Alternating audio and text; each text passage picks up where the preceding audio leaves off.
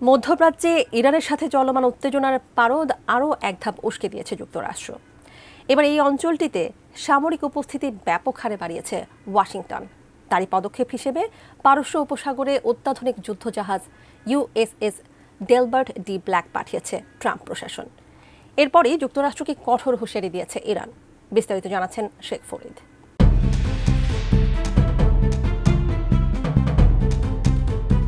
এবার শুধু ইরানে হামলা নয়, বরং দেশটির ইসলামিক প্রজাতন্ত্রের সরকার পতনের পরিকল্পনা নিয়ে এগোচ্ছে যুক্তরাষ্ট্র। তারই অংশ হিসেবে ইরানের সরকারি অবকাঠামো ও ভবনে হামলা চালাতে পারে মার্কিন সেনারা।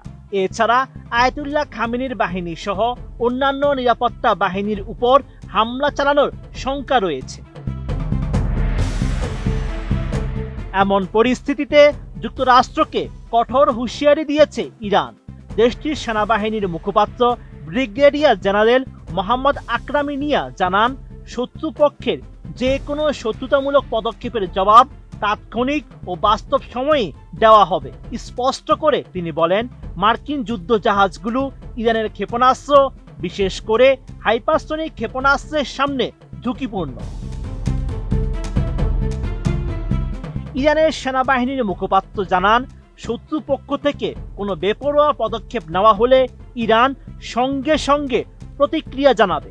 মধ্যপ্রাচ্যে যুক্তরাষ্ট্রের দীর্ঘদিনের নীতির কথা তুলে ধরে তিনি বলেন, 70-এর দশক থেকে এই অঞ্চলে ওয়াশিংটনের 3টি মূল কৌশল ছিল: কমিউনিজম ঠেকানো, পশ্চিমা দেশগুলোর জন্য তেলের সরবরাহ নিশ্চিত করা এবং ইসরায়েলি শাসন ব্যবস্থার নিরাপত্তা বজায় রাখা।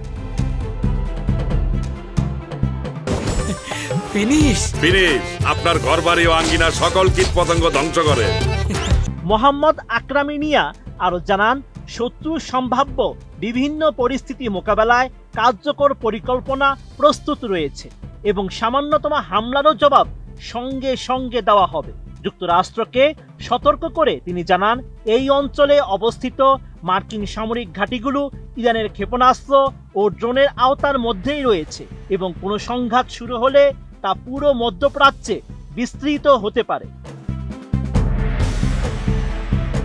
এদিকে মধ্যপ্রাচ্যের আকাশে যখন যুদ্ধের কালো মেঘ ঘনীভূত হচ্ছে এবং পারস্য উপসাগরে মার্কিন যুদ্ধজাহাজগুলো গর্জন শোনা যাচ্ছে, ঠিক সেই মুহূর্তে এক ঝটিকা সফরে তুরস্কের ইস্তাম্বুলে পৌঁছেছেন ইরানের পররাষ্ট্রমন্ত্রী আব্বাস আরাকচি।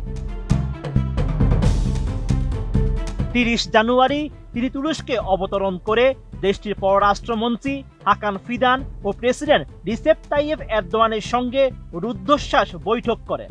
বিশ্লেষকদের ধারণা, ডোনাল্ড ট্রাম্পের বিশাল নৌবহর যখন ইরানের জলসীমার কাছাকাছি এবং পেন্টাগন যখন বড় ধরনের সামরিক মহড়ার ঘোষণা দিয়েছে, তখন ইরানের পররাষ্ট্রমন্ত্রীর এই আঙ্কারা সফর অত্যন্ত তাৎপর্যপূর্ণ।